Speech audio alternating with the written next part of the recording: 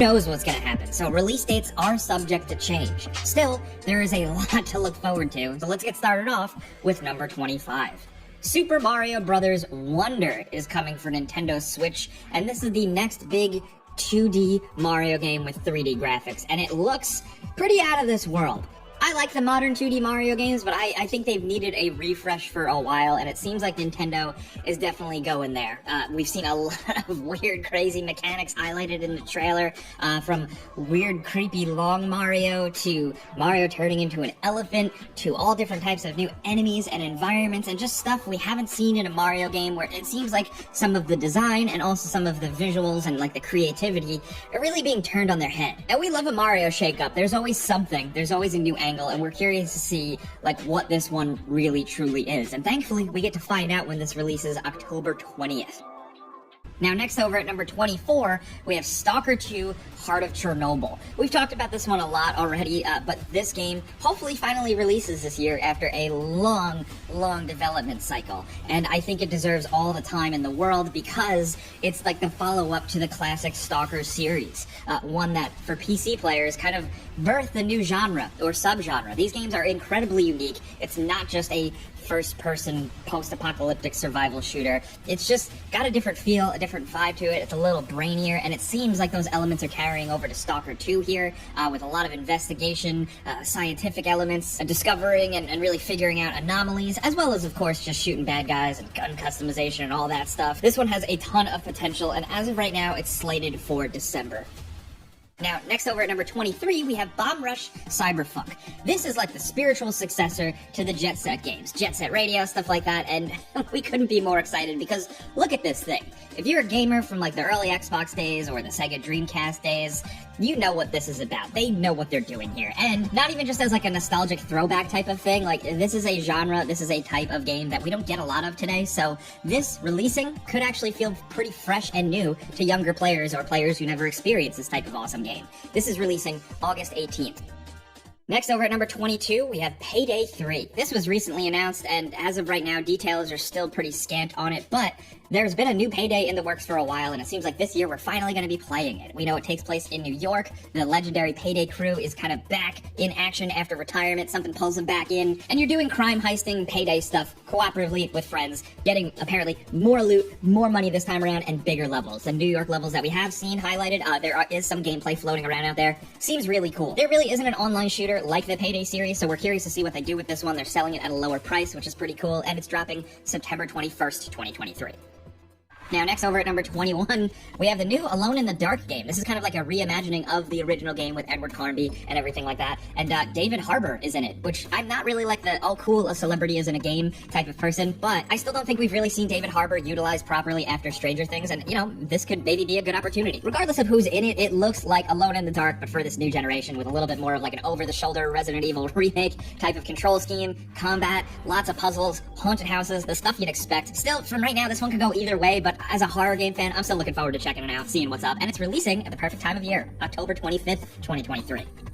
Now, next over at number 20, we have City Skylines 2. This is the follow-up to the original incredible City Skylines. That game was a fantastic city builder that really, like, kicked SimCity's ass. And that's hard for me to say as an old-school SimCity fan, but City Skylines is something else, especially with the mod community and all the support the developers gave it over the years. And it seems like they're doing the same thing with City Skylines 2. It just seems like a bigger, badder, crazier city builder. And, you know, that's what the doctor ordered. This is releasing, as of right now, October 24th, 2023.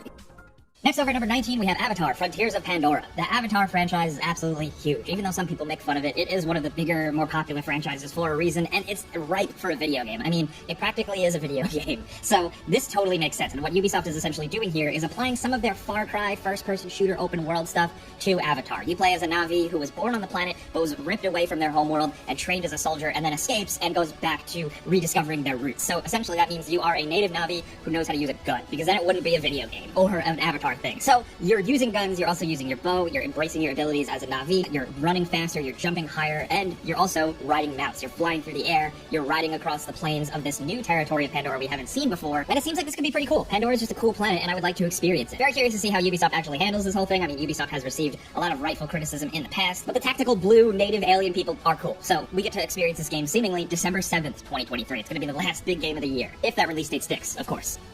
Now, next over at number 18, we have Forza Motorsport. They're dropping the numbers and just going with Forza Motorsport. And this is, of course, the mainline franchise for the Forza games. This is the more simulation-heavy, the racing-focused game. Not really centered around open-world shenanigans or racing culture. No, this is just about the cars and the racing and the precision. And this time around, of course, surprise, surprise, the graphics are even crazier. But they're also rethinking the progression loop and how, essentially, cars are going to be built, not bought in this game. You're going to progress, you're going to earn points, and you're going to spend them on making your cars better, and then eventually earning new cars. Instead of having a lot of freedom, this game is going to make you appreciate the cars individually, which I think the Forza series has kind of lost sight of in the past, so this is a cool change up. We're curious to see how this one actually goes down when it releases October 10th.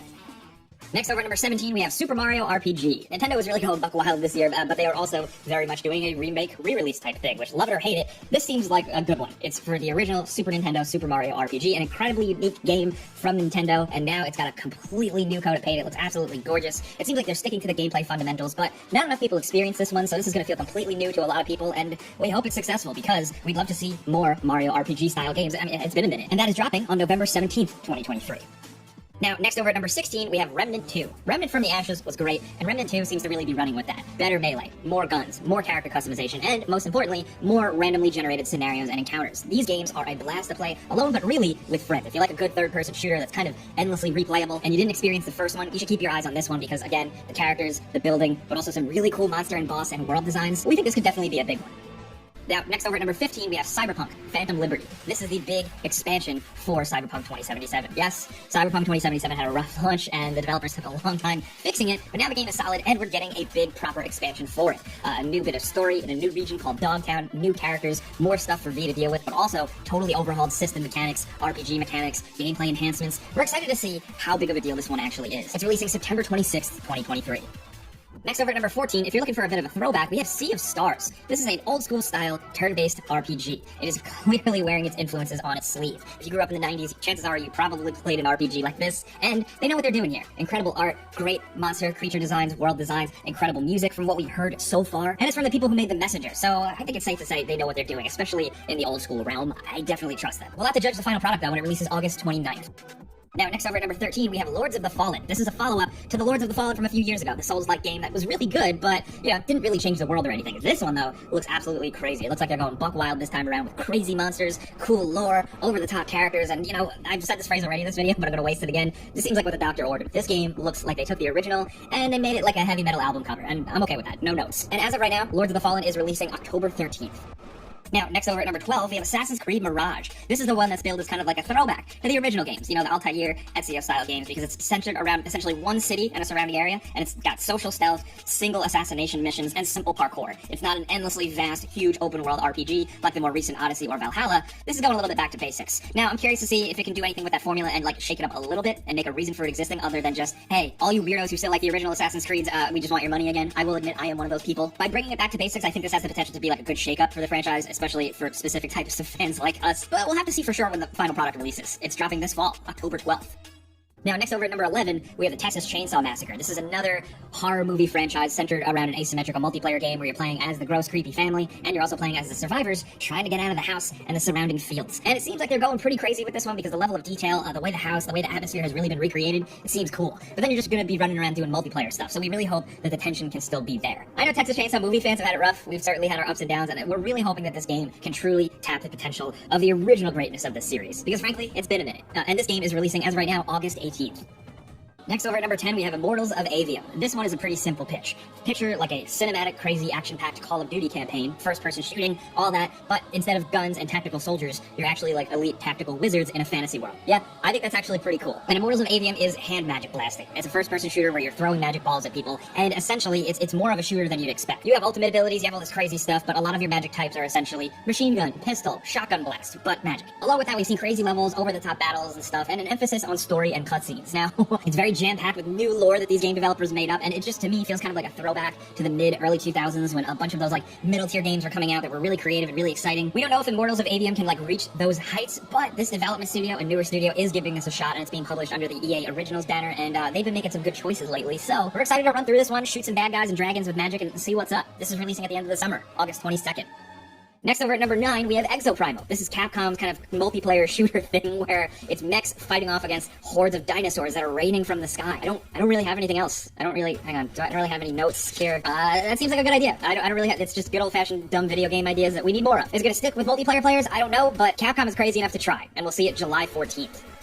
Next over at number 8, we have Lies of P. This is, of course, the dark and gritty Pinocchio Souls-like game. A lot of people are billing this as like a sequel to Bloodborne that we never got. That's a little crazy to me. Like, let's tone down the hype a little bit. There is a demo for this one, and it does seem pretty cool. Is it going to be Bloodborne 2? That I don't know. But, personally, I love the aesthetic, I love the environment, the enemy designs here. They are absolutely my jam, and I think it's going to scratch an itch for a lot of people. We're just hoping that the combat and the real core gameplay loop as it goes on for a couple of hours is as compelling as it could be. So, we've been talking about this one on GameRanks since, like, day one when this was announced. We've been excited, so we're hoping to finally get our hands on it September 19th, 2023.